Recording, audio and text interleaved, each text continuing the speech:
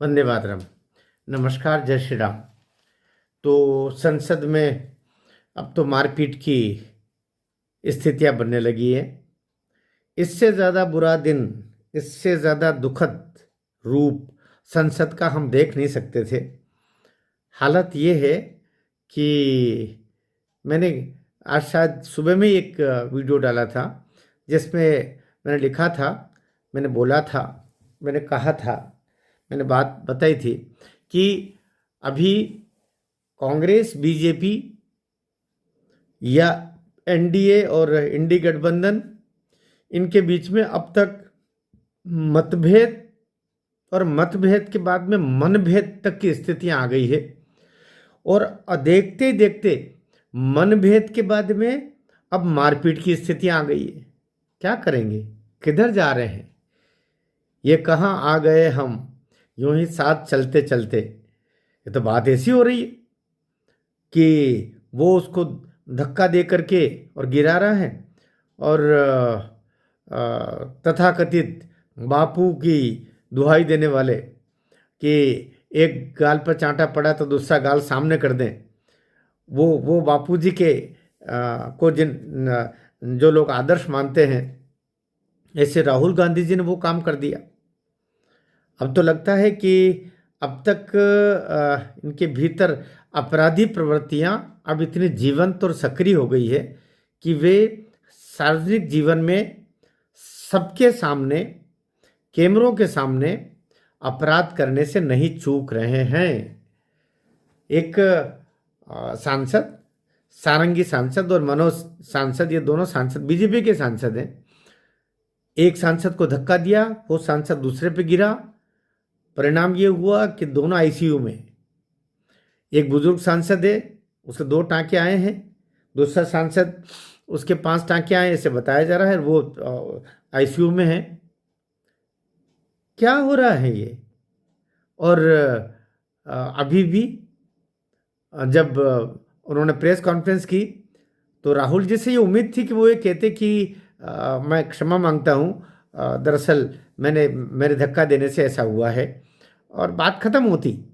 लेकिन वहाँ पर भी बजाय सफाई देने के राहुल गांधी ने बोला कि ये तो अडानी पर चला था, फिर ये अंबेडकर पर पहुंचा। अंबेडकर बोला, वो अंबेडकर जी नहीं बोला। राहुल गांधी अंबेडकर जी शब्द नहीं बोले, अंबेडकर। अरे यार, तुम कहाँ लग रहे हो भाई, किस दुनिया में हो? तो श्रद्धेय बाबा साहब अंबेडकर जी की चर्चा तो दूर रही। वो अडानी को लेकर के फिर प्रेस कॉन्फ्रेंस में आ गया। पता नहीं भाई ने कितना पैसा ले रखा है।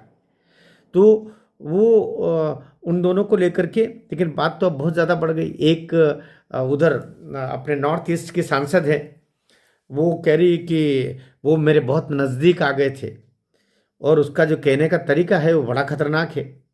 वो एसटी से बिलोंग करती है, और उसका जो आशय है वो बहुत बड़ा भयानक है। उसने लोकसभा स्पीकर को, ओम बिरला जी को भी लिखित में शिकायत की है। एक महिला की शिकायत, एक महिला एसटी सांसद की शिकायत दुर्व्यवहार की। दूसरी ओर संसद के दरवाजे के ऊपर, संसद के भीतर कुछ होता है तो उस पर ओम बिरला जी एक्शन लेते हैं, जहां पर इस महिला सांसद का मामला आ रहा है। लेकिन संसद के बाहर, संसद के बाद दरवाजे के ठीक बाहर हुआ तो वो फिर पुलिस कार्रवाई का कार्य होता है।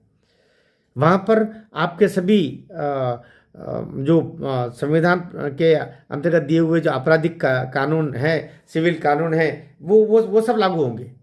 इसलिए वो संसद परिसर के पे लगा हुआ जो पास में जो थाना है, वहाँ पर अनुराग ठाकुर और ये उसमें एक महिला सांसद भी, युवा अपनी जो अपने बड़ी बड़ी तेज तर्रार सांसद है, तो वो और ऐसे 2-3 बंधु और जा करके शिकायत करके आए हैं। और अभी जो शिकायत में इनके ऊपर जान से मारने का प्रयास, अपमान, षड्यंत्र और बहुत सारी धाराएं लगाई गई है। अगर इस तरफ से चला तो राहुल गांधी लंबे भी जा सकते हैं अंदर। वो सलाखों तक जाने में अब देरी नहीं, अभी तो नेशनल हेराल्ड पर जमानत पर हैं। ऐसे ही उटपटांग और उनके व्यवहारों से और बोलने से वे एक दफे अपने सांसदी खो चुके हैं। और ये तो मोदी सरकार की जय हो कि उन्होंने ज़्यादा विरोध नहीं किया, नहीं तो उनकी सांसदी वापस बरकरार होती भी नहीं। वो जिस तरीके से सुप्रीम कोर्ट में थोड़े से मोदी सरकार ने भी बहुत तल्ख तरीके से अपना उसको दिया नहीं, वरना तो इनकी सांसदी गई थी, क्योंकि 2 साल से ज़्यादा सजा हो गई थी। लेकिन मोदी जी बड़े दयालु है। कभी कभी लगता है कि उनकी दया भी पृथ्वीराज सिंह चौहान जैसी दया है। एक सीमा तक दया करना चाहिए, मोदी जी बाद में पछताएंगे आप।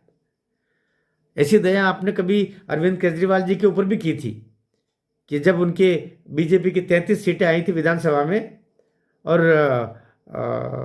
इनकी 18 सीटें आई थी, 18-19 कुछ सीटें आई थी आप पार्टी की, और कांग्रेस की कुछ सीटें आई थी। तो कांग्रेस और आपको साथ में मिलने के लिए एक अनुकूल जैसा एक वातावरण जैसा मिल गया और उन्होंने सरकार बना ली।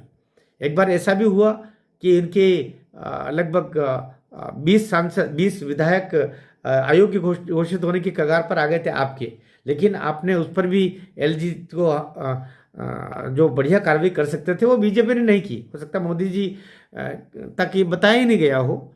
लेकिन ये क्या है, क्षमा भी कभी कभी भारी पड़ती है, और ये क्षमा आप पर भी बीजेपी की तरफ से हुई है, मोदी जी की तरफ से हुई है, अमित शाह जी की तरफ से हुई है, जो ये क्षमा के योग्य नहीं थे आप पार्टी के, केजरीवाल एंड कंपनी पूरी।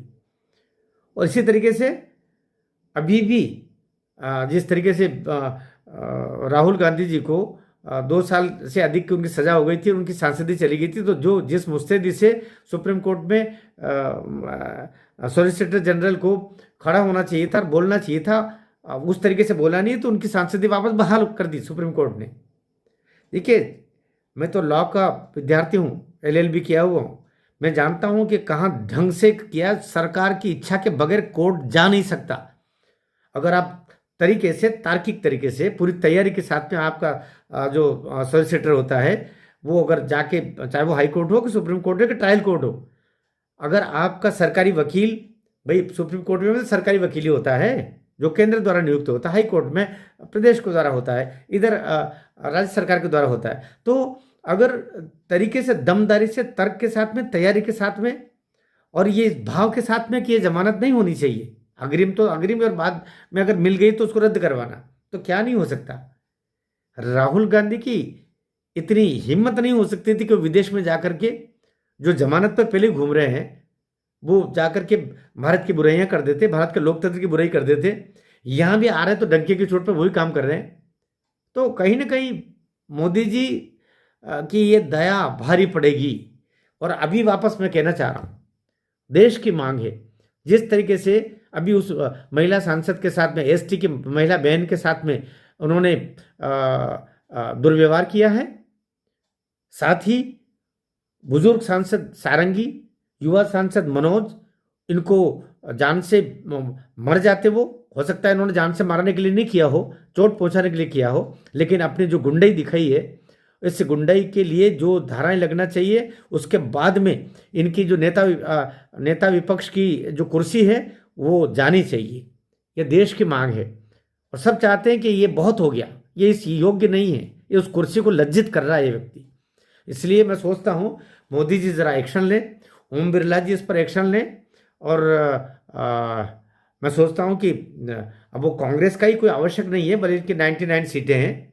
लेकिन समाजवादी पार्टी का अखिलेश यादव को अगर नेता प्रतिपक्ष का दिया जाए तो वो थोड़ा गंभीर व्यक्ति है। वो कम से कम भाषा के स्तर पर भी और व्यवहार के स्तर पर भी इतना टुच्चा आदमी नहीं है जितना ये व्यक्ति है। इसे, और दूसरी बात है, अखिलेश यादव के ऊपर कोई, मैं नेता प्रतिपक्ष की बात कह रहा हूँ, कोई सब विदेश से या चीन से संबंध, या फिर वो जॉर्ज सोरोस जैसा मामा वहाँ पर हो, या ऐसे जो विदेशी कनेक्शन से इस देश को नीचे गिराना और देश को कमज़ोर करना, अस्थिर करना और देश की इकोनॉमी को गिराना, ये जो देश के साथ दुश्मनी का भाव लेकर के चलना, मोदी का विरोध करते करते देश का विरोध करना शुरू कर देना, ये कार्य जो राहुल गांधी कर रहे हैं, राहुल गांधी की कांग्रेस कर रही है, कम से कम वो अखिलेश यादव नहीं कर रहे हैं। तो नेता प्रतिपक्ष के रूप में अगर उसको अवसर दिया जाए तो ज़्यादा सही होगा। मैं कोई अखिलेश यादव की तरफदारी नहीं कर रहा हूँ, लेकिन मैं समझदारी और थोड़ा सा एक एक शिष्टाचार भी होता है, उस पद की गरिमा का भी ध्यान रखा जाना चाहिए। वो अगर किया जाए तो सही रहेगा। राहुल गांधी को तो तत्काल नेता प्रतिपक्ष के पद से हटाया जाना चाहिए, और कांग्रेस और राहुल जी और इनके सारे व्यवहार का पुनरीक्षण करते हुए, पुनर्परीक्षा करते हुए इनकी सांसदें समाप्त होनी चाहिए। भारत माता की जय।